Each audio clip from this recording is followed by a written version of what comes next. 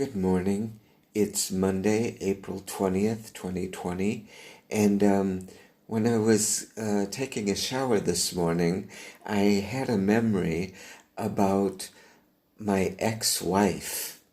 Yeah.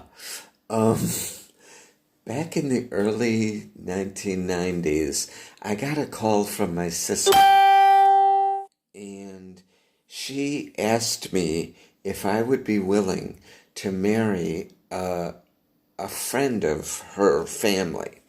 Her husband had been working as I don't know what he did all of his life, at a engineering company in downtown Chicago. And this project that he was working on in the late 80s, I think it was, early 90s, was they used a lot of Chinese engineers. I'm not sure what the project was, whatever.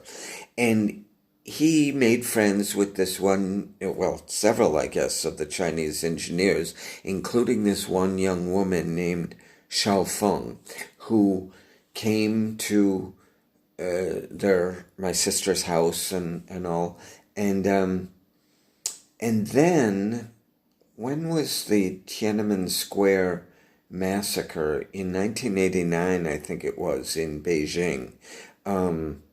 And I was in Chicago at the time, and the Xiao Feng decided that she did not want to return to China after her job was finished here. She wanted to stay here.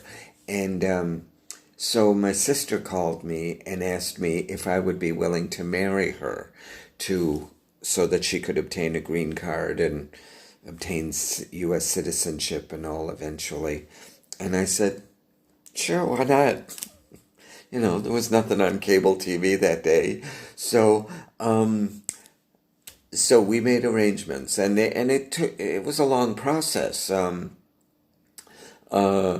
I remember my sister and her family were teaching Xiaofeng English. I remember teaching her to drive a little bit in the south suburbs of Chicago. Anyway, the Americanization of Xiaofeng and all was well underway. And we had wedding rings that we got, and we had to get our story straight about how we met and blah, blah, blah, all of this stuff. And then we went down, I remember, to the immigration office in downtown Chicago. And we had an interview, and I guess that when all of that was okay and all. And then we scheduled a civil marriage at the Justice of the Peace office at City Hall in Chicago. And I remember going there with Xiaofeng and my sister.